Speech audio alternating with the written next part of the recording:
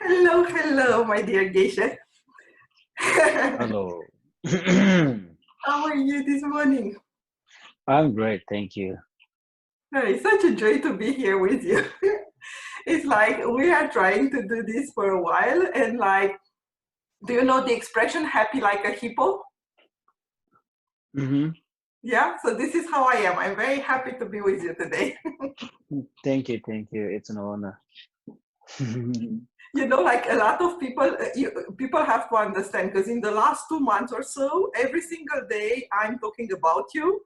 Every Oh, single Friday and Monday we spend some time together, right? Thanks to our dear yes. friend Michael Litting. And I'm talking about you no matter the line of business, no matter my clients, no matter my friends, I keep talking about you every day. So I think I think they were Thank thinking you. that you are kind of an imaginary friend and so I'm like, okay, I will prove to you that he does exist. Okay.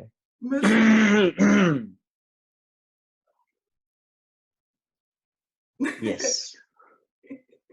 Yeah, I'm a bit tired. Like yesterday, from 4 to nearly 7, I had a long discussion along with young Tibetans in living in Canada. Mm-hmm. So they have got lots of questions. Then in the evening, then some of my friends asked me to join for the prayers, Zoom prayer. Wow, like it's Zoom very prayer. strange. Yeah. Then I slept somewhere around like 1 in the morning. Yeah. So every time we have the same discussion, somebody has to get good care of yourself as well, right? Because you do take Yes, care of yes, others. yes. Yes, yes, yes. Very much true. Very much true.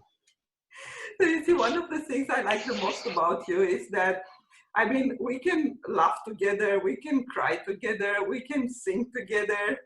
Yeah, it's Yes, yes, true. yes, Yeah, so many of the yes. things that, I mean, people think about a Tibetan Buddhist monk of someone very, very, strict and inaccessible, and in their own, prayers and all that meditation status.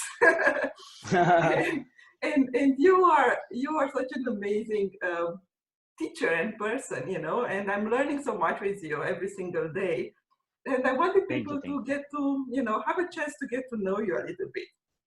So Oh, maybe we start by telling them a little bit about yourself. So first of all, you are a geisha, yeah. So we say a professor, a teacher, and you are a PhD in philosophy. So maybe you explain a little bit how many years of all that studying is needed to become this kind of professor, and tell us a little bit more about yourself.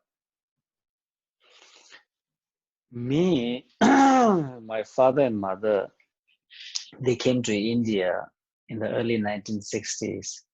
So at that time, they were not married. They, they came from the different provinces. And in the early 19, let's say 59, when His Holiness the Dalai Lama left Tibet to India, then most of the people, they came to know and realize that the His Holiness has left to India. Then majority of the people, they couldn't fled Tibet. They were struck back. And some of the fortunate ones, they were able to follow after him. Then in India, it's a totally different land, totally different culture, tradition, and weather. Many people died. Many people died due to the TB and due to the malaria, like that. So Tibet is considered as roof of the world. It's cold, but India, it's hot. Then the elder ones, they were sent for the road construction in the northern parts, like the Ladakh, Spiti, like that.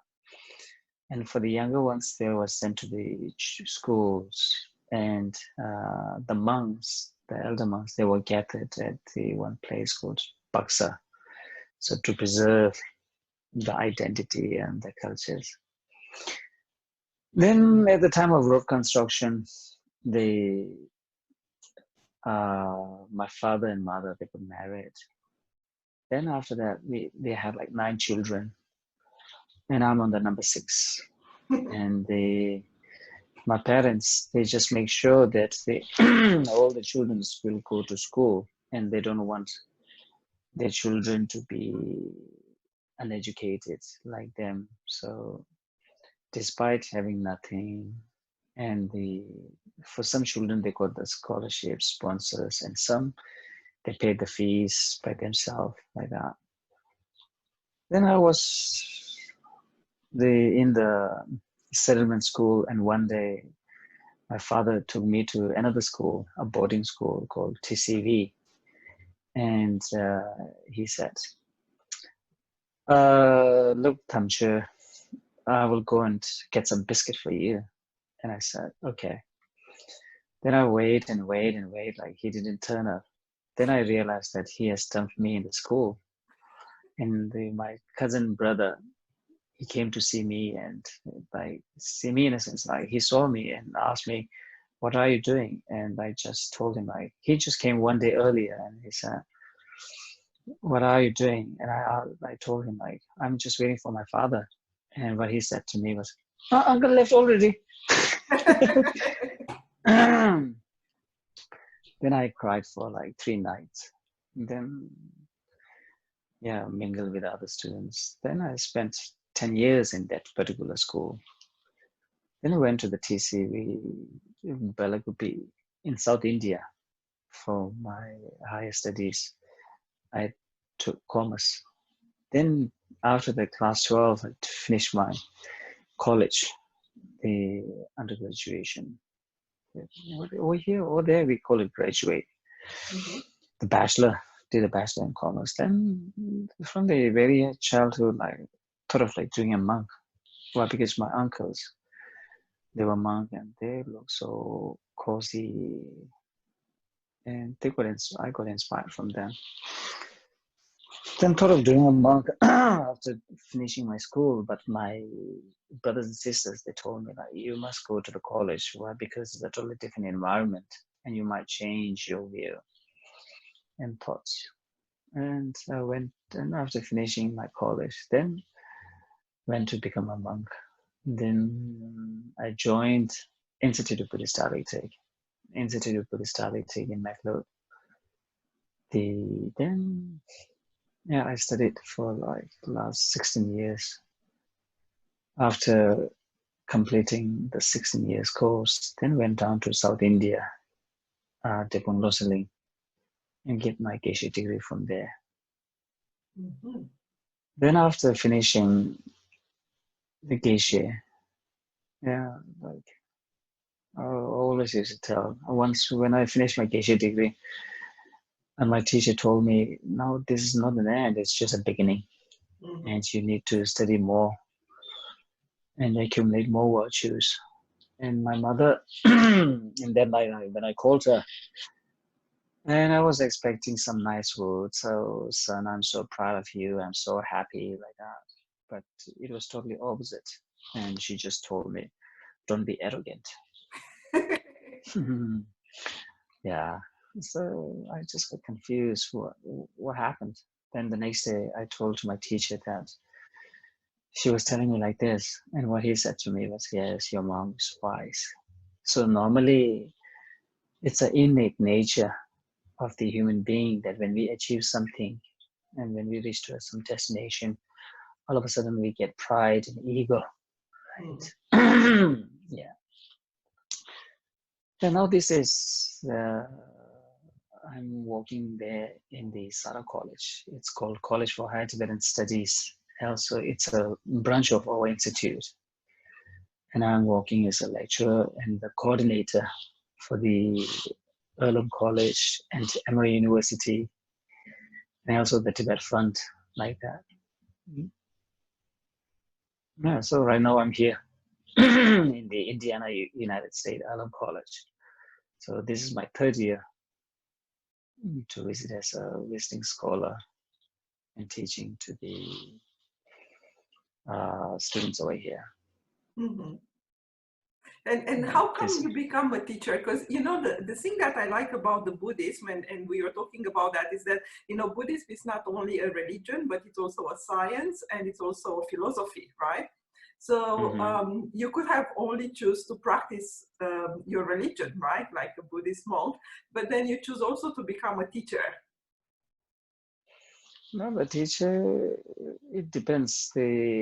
As for our institute has got three main aims and ambitions, let's say. The first one is to go and stay retreat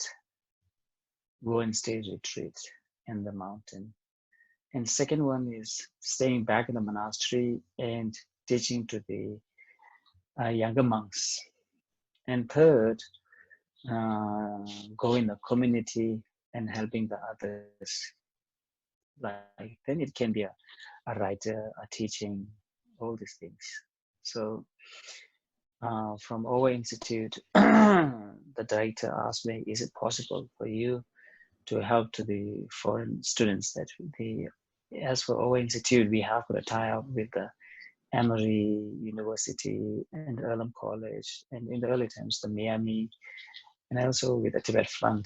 So almost all the students, they accept the Tibet Fund, like the other colleges, they are like foreigners. So our director asked me, is it possible to teach them? Then I said, okay. Yeah, but you are an amazing teacher. I think that I was thinking of purpose, you know, when you're talking about the purpose of the institute, but also your own purpose, you know, in this life. And we all have some gifts, right? Like from when we are born, and some other skills that we are developing when we are learning, right? And for me, you have such a gift of teaching. And I'm not saying that because I'm speaking with you right now and because I love you so much. It's because I do know a lot of teachers, right? It's something that is really, really important for me to teach something. I mean, to learn something new every single day. And for those who didn't have a chance to listen to you, maybe one day we'll share a little bit more about that. But you have a very structured and easy way of teaching. It's very easy to follow you and to learn from you. So as for me, when the Tibetan president uh, said to me that they are going to make an advertisement and make a flag that there will be a teaching of you to the youngsters, to the Tibetan American, the youngsters, Canadian Tibetan. And I said, please don't write Dharma talk and Dharma teaching. Why? Because I never like these words. Why? Because when you say a teaching and a talk, it seems like you are giving some kind of like message or like showing a path to someone else. I told him, you can write Dharma discussion. Yes. Or you can write Buddhist culture rather than saying Buddhist teaching. So it makes me more open-minded, and also with the students too.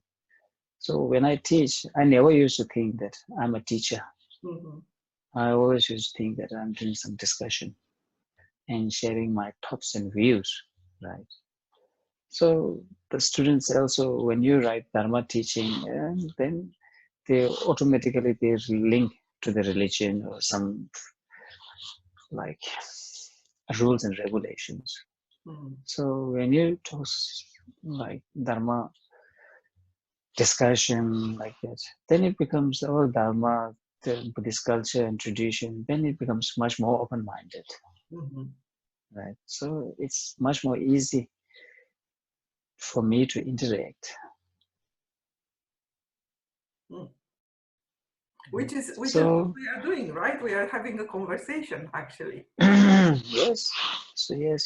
So when I teach to the Zuckerberg Institute or to the South African groups or over here to the Earlham College students, I never think that I'm a teacher, right? So I just think that oh, I'm one of the kind of like a person to discuss. Mm-hmm. And this is one of the beauty that you shared with us as well, about the fact that, you know, when we talk about Buddhism in general, it's not about something that is very dogmatic, you know, like you have to do this and that, right? So tell us a little bit Yeah. more about that. Yes, now talking along with the scientists for the last 40 years, like 4 decades, the science, they started calling the Buddhism as a science of mind rather than calling it as a religion. Why? Because the Dharma means transformation of like one's mind, changing one's mind. So in the modern psychology, it talks about to help to a patient who has got a mental disorder. In the Buddhism, what do we say? All these mental afflictions, it's created by one's own mind.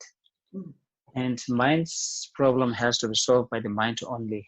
So it has talks about lots of antidotes, how to overcome these afflictive emotions. Mhm.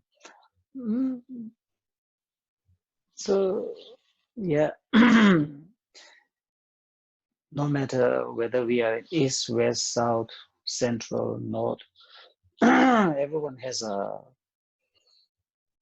afflictive emotions, right? It's same. So it's more of like how to change one's life from the within, like that. So the science there, that's why they call it science of mind. Mm-hmm. And when we talk about the Buddhist, and it's not necessary that one should be a Buddhist. When we talk about the Buddhism, it's not necessary that one should be a Buddhist. So if you take an example of the Buddhist science, Buddhist philosophy, and the Buddhist religion, Buddhist science and the Buddhist philosophy, when we talk, it's not necessary that one should be a Buddhist. Like when His Holiness the Dalai Lama gives a teaching, if there are 100 people, 50, they are there just to see him Yes. and listen, right? Nothing to do with the religion and academic. Of his name, they just comes and see him. And 20 people, oh, in my religion, in my culture, it tells like this. In their culture, what do they say? So they are like 20 people. And 25 people, they are there because of the academic. Oh, in the Buddhist, it talks about the mindfulness. In the West, it also talks about the mindfulness. What is it? And it talks about the meditation and what is it, like that. So 25 people with academic, and only 5 people, they just wants to know and follow, right? So what do they say? Like my friends in India, what do they tell to us is, I'm not a monk, but I'm like a monk. Mm-hmm. Mm. What it means is, in the beginning, I just got curious. What does it mean? And they said, I don't have the monk's vow, but I follow the monk's life, right? Like the same way now these days in the West, there are lots of people who says that I'm not a Buddhist, but I'm the follower of a Buddhist, right? And like the same way, what do they say is, I'm not a Buddhist, but I'm like a Buddhist. So yes, so it's not only talks about the one's own belief and the things. It's more of like one's own mind, how to overcome it. So no matter whoever we are, we want a happiness, right? And this the in the Buddhism, it teaches you how to overcome the happiness. And the Buddha himself, he did lots of research and why we are suffering and who is that the who like the agent who is suffering. Is it the body or the self? If it's the body, if it's the self, then what's the nature of it and how one should achieve the happiness, like that. So it's more of like it teaches you how to live a daily life with righteousness. Mhm. And now that we are in the middle of this corona virus, actually, can you share with us what corona means in Sanskrit? Corona, since the scientists, what they said was the virus, it looks like a crown that's called as corona, right? So the corona comes from the crown, but in the Sanskrit, in the Buddhism, karuna, it's not, we call it karuna. Karuna means kindness, right?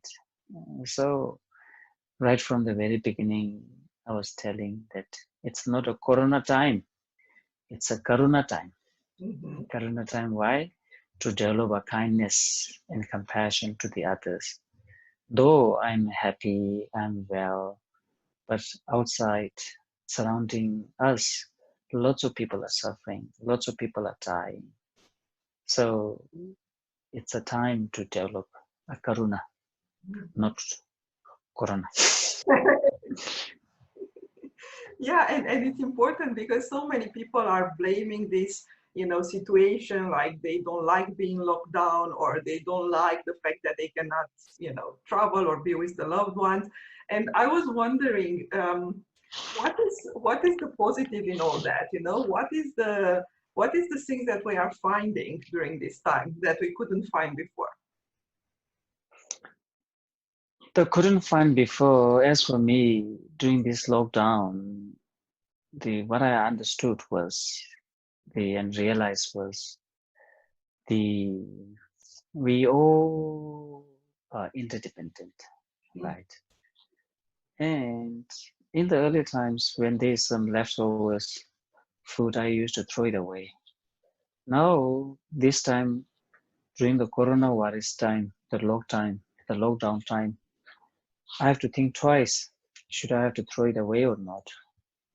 Why? Because in India, there are many laborers, migrant laborers who lives on the daily wages basis. And in the news, what they are saying is it's not the corona who is going to kill us. It's the hunger that will kill us. Like the same way, not only in India, over there in Mexico, in Africa, everywhere, right? So these days, I have to think twice again and again. Should I throw it all or should I keep it like that? But over here in America, like everything, big house, big plate, big cup, and lots of food. And what I realized was over here, lots of food gets wasted. Mm. Lots of food every day. Yeah, it has made us to think that we all are interdependent, and my happiness depends upon the others, right?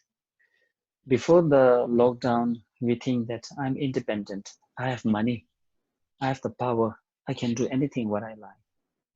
Now this coronavirus has put us to kneel down on the ground, right? No matter how much money I have, no matter how much power I have, we have to stay back. And without the farmers, we won't get the food. Without the ground workers like electrician, water plumbers, then we realize that everything is important. Everyone is important, and everything is interconnected. With having lots of money on the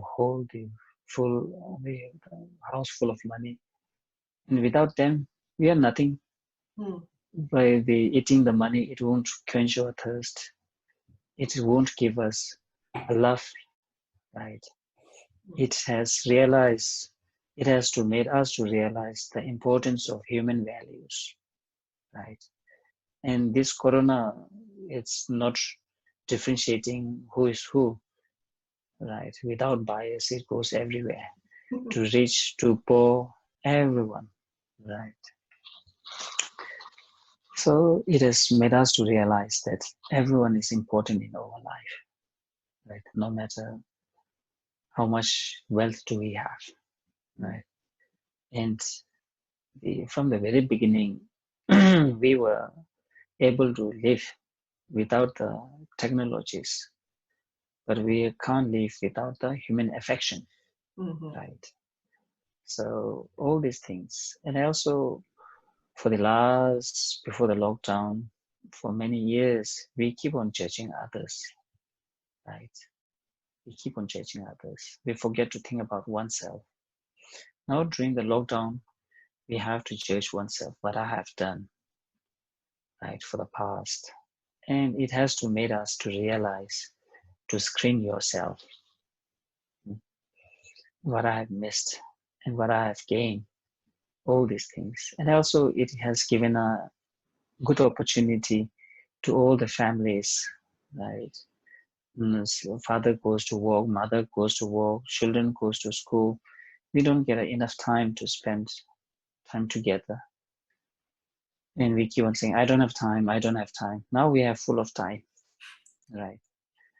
Then on the other hand, to bunk from the job and to bunk from the school, we have to keep on sending a sick leave or like that. Now we don't have to send a sick leave. Everyone is on leave with the government permission, right? So it has develops to understand oneself more better, and also it has helped us to improve the relationship between the couples and between the parents and children, like that, to understand much more better.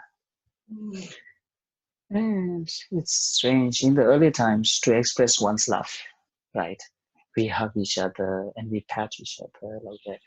Now to show our love is to stay away with distance, right? And also nature has made us to realize how much we have polluted the mother nature. And as for we human beings, by locking down for 14 days, it starts showing effective. Then another 14 days, 28 days, all the natures, right, it's becoming much more greener. And the animals, they are coming into the street. Water has become much more clearer. From the distance, you can see the snow mountains, right? In the early times, you don't see all these things. And the fish, they have started coming back. So, yes, the time heals. It's very true. Time heals.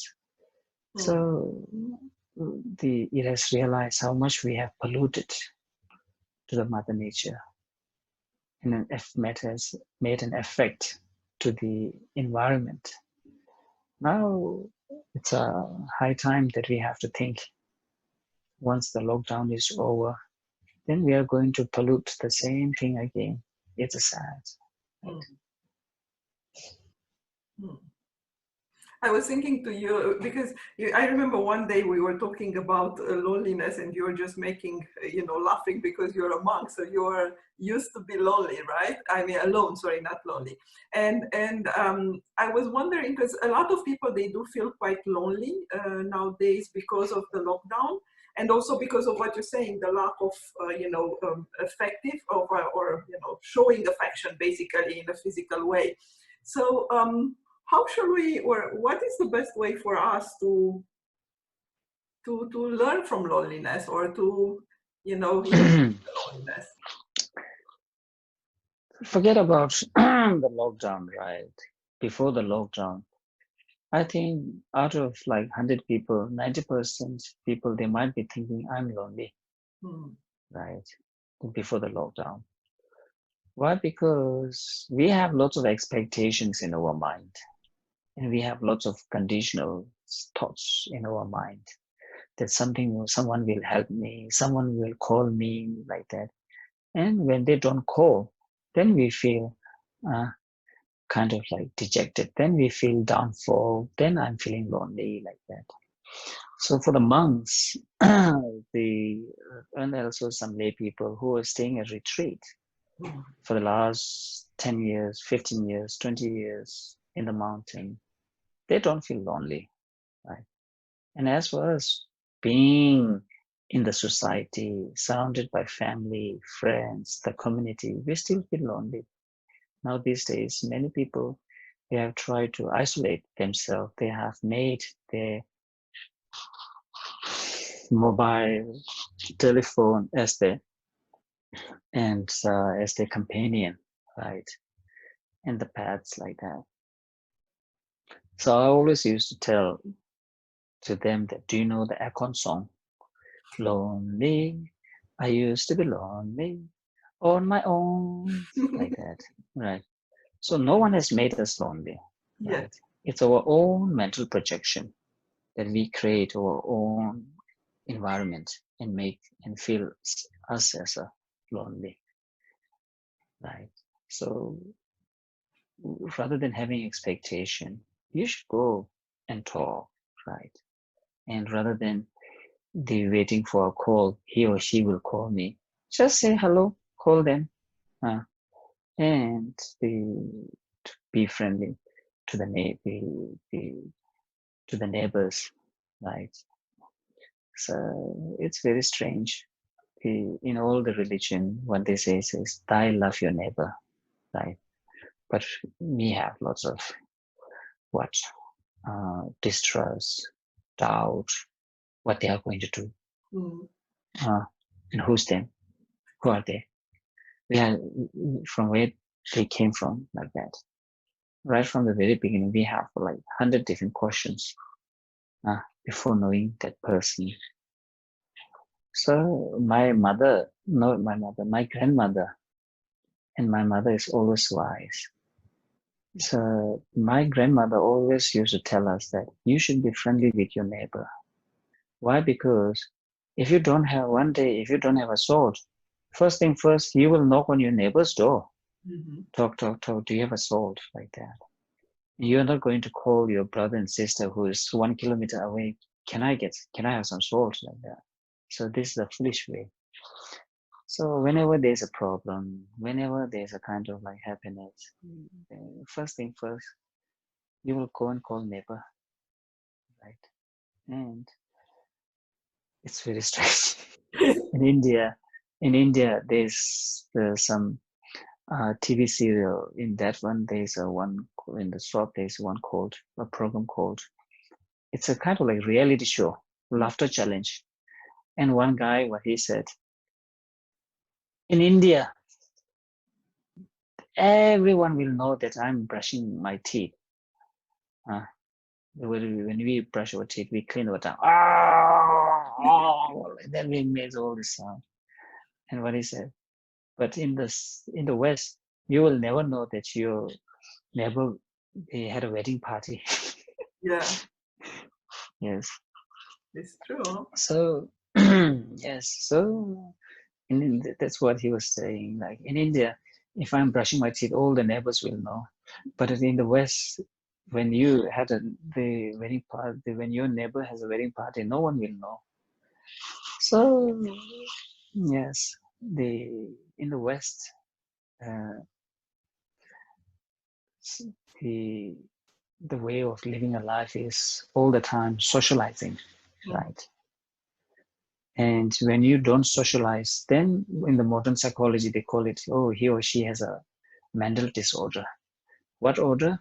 Social disorder, right?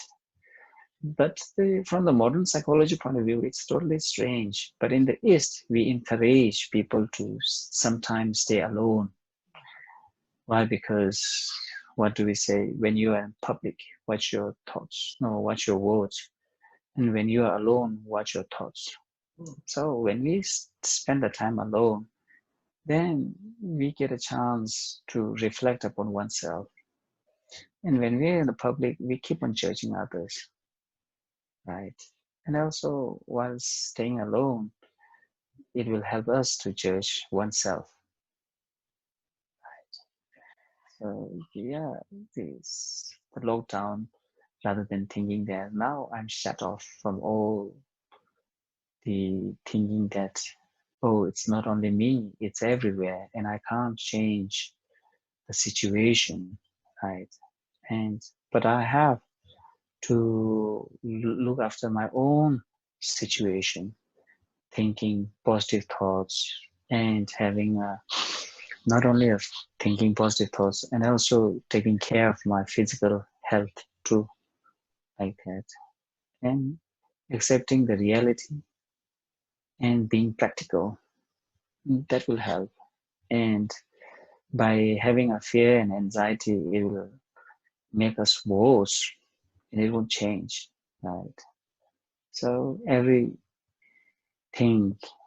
has a beginning and everything has an end. So it's an impermanent, right? So that's why I was telling the last time it's important to think about oneself, paying a gratitude.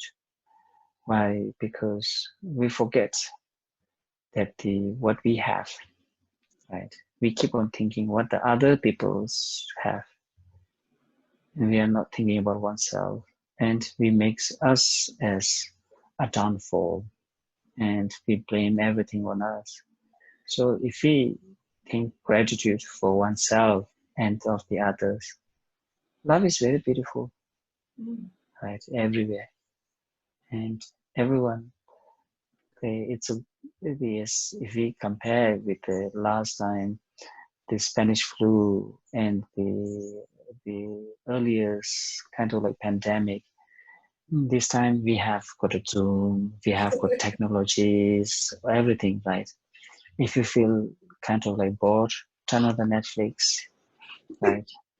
And if you want to bake some food, oven, everything is there.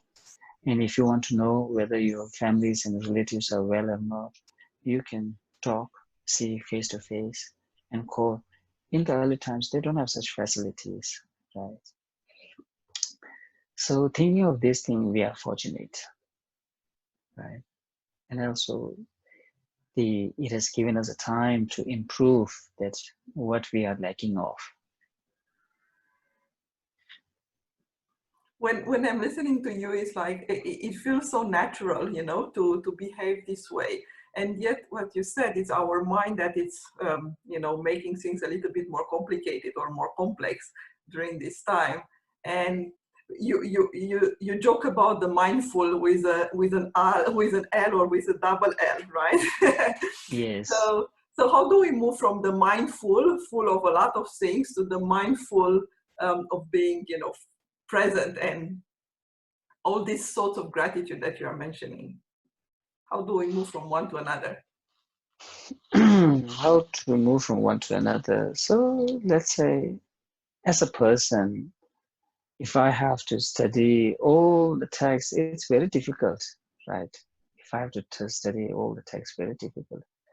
Then rather than that, like, just focus on one thing first. Focus on one thing. Then use the same method and technique to all. It's much more better, right? So yesterday I was watching the movie Moana, the Mhm. title, the Moana. And in that Moana, there's a song. And wait a minute, let me check it. Uh, where is it? Moana. In that one, what it says is, uh, I know that someone has taken your heart, but this, then you don't have to be, as it is something, you know who you are, something like that. Wait a minute, wait a minute. It's very good. You'll find it. Moana, Moana songs.